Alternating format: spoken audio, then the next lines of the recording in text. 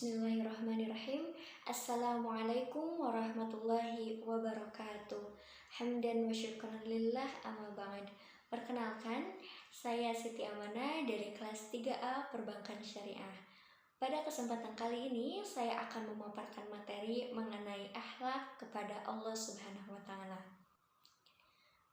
Teman-teman sekalian, akhlak merupakan perkara yang penting dalam kehidupan, terutama kita sebagai penuntut ilmu. Ketika kita sebagai penuntut ilmu namun tidak didasari dengan akhlak yang baik, maka ilmu yang kita peroleh hanya akan membuat kita merendahkan orang lain. Lalu, apa itu akhlak?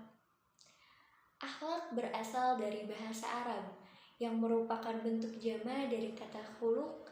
Secara etimologi, khuluq ini berarti atubu atau karakter dan asajiyah atau perangai. Lalu, secara terminologi, Imam Al-Ghazali memaknai akhlak sebagai sebuah tatanan yang tertanam kuat dalam jiwa yang darinya muncul beragam perbuatan dengan mudah dan ringan, tanpa membutuhkan pemikiran dan juga pertimbangan. Lalu, sebagian ulama juga mendefinisikan akhlak sebagai sekumpulan nilai-nilai dan sifat yang menetap di dalam jiwa yang dengan petunjuk dan standarnya sebuah perbuatan dinilai baik atau buruk oleh seseorang yang untuk kemudian dia melakukan perbuatan tersebut atau mengurungkannya.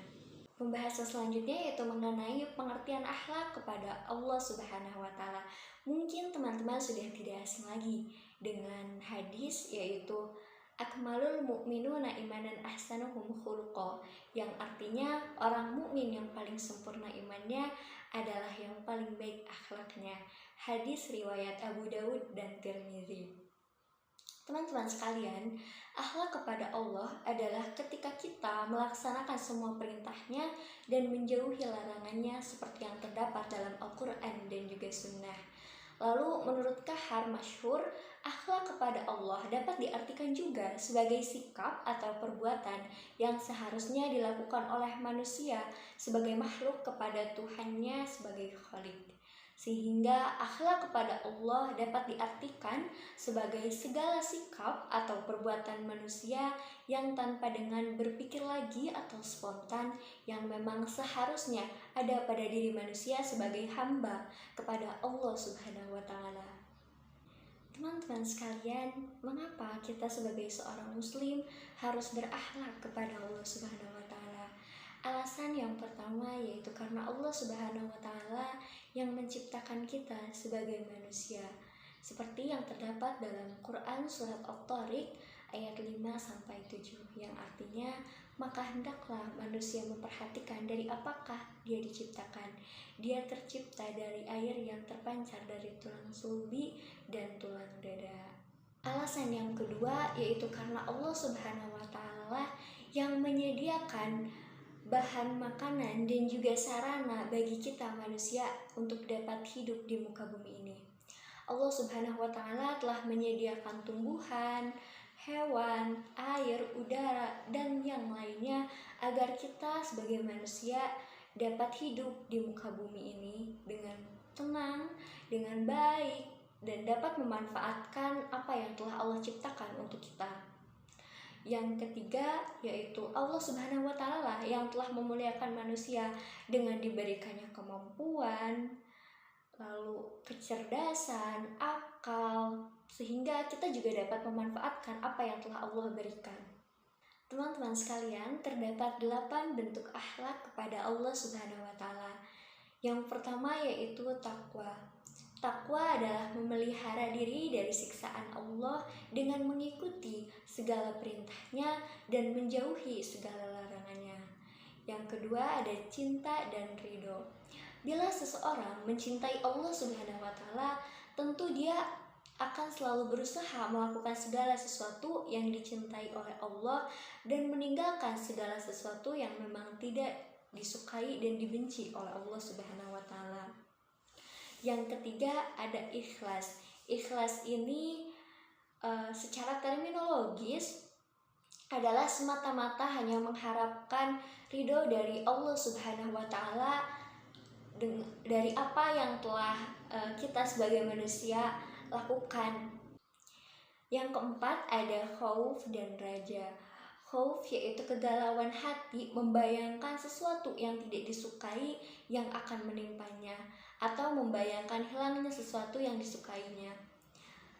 Nah, seorang mukmin ini haruslah memiliki sikap raja. Bila beribadah dan beramal, dia penuh harap ibadahnya ini akan diterima oleh Allah Subhanahu wa Ta'ala dan akan dibalas berlipat ganda.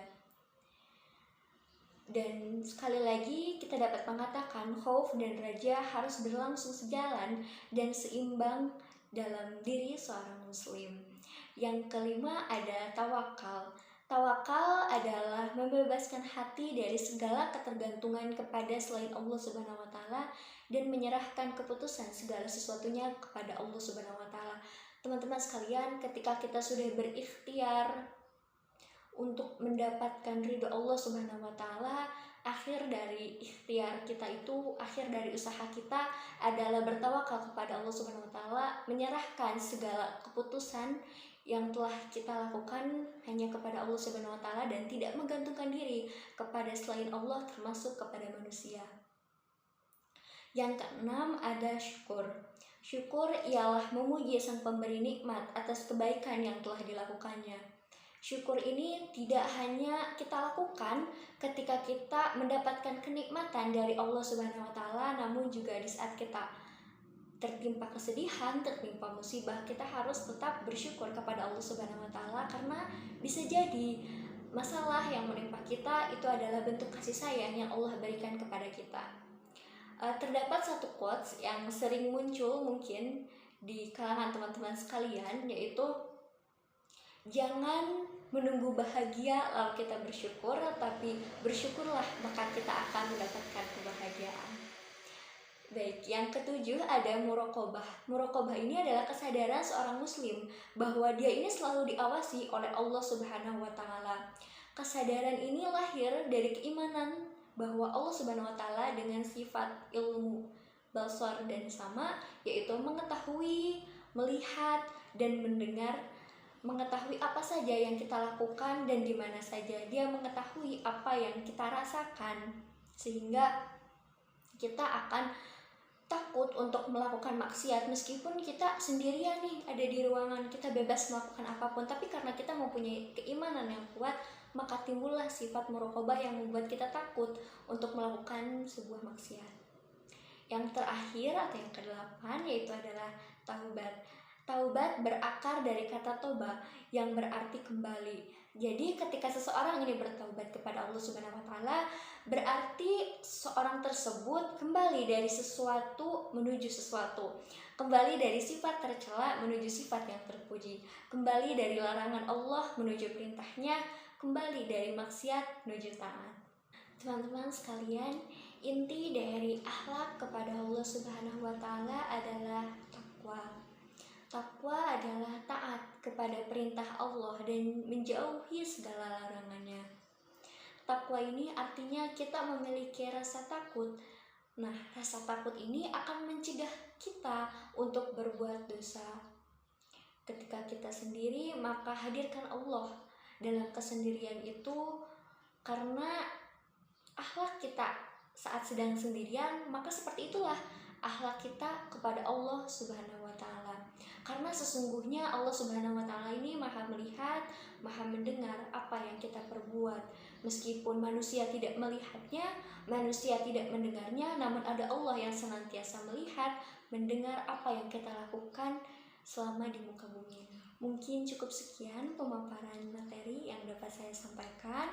Mohon maaf apabila terdapat banyak kesalahan maupun kekeliruan. Semoga apa yang saya sampaikan dapat bermanfaat. Wallahul muwaffiq ila aqwamit thoriq. Wassalamualaikum warahmatullahi wabarakatuh.